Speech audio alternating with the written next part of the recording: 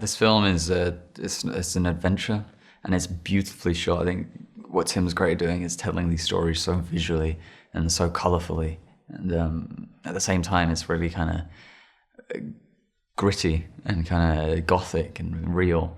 So he's just nailed that atmosphere, and that alone carries the film.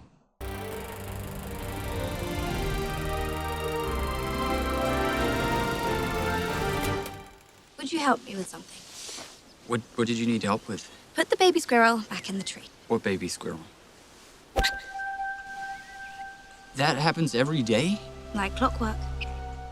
I've always been sort of attracted to fantasy stories. I love that sort of escapism that comes with cinema and theatre, where you can just be completely immersed into this movie for 2 hours. And it was like that when I was reading the script. Every page I was just desperate to turn. I love the message of the movie, you know, of staying peculiar and staying true to yourself.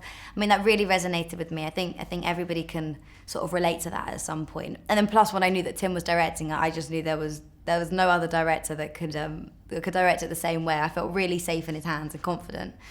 My character Jacob is he's the eyes of the audience coming into this. He's taken from his home, everything he knows. He's the ordinary kid from Florida, and he's thrown into this world where he feels totally out of place. And I think that feeling is quite kind of relatable for everyone. We've all been in that position.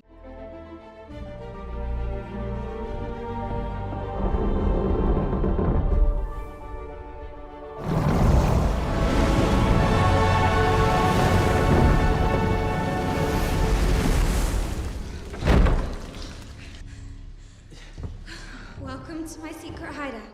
I think all the underwater stuff was challenging. It was the first time I've ever worked in an underwater tank, and we spent a whole week in Pinewood Studios in this huge, deep underwater tank with green screen on all four sides.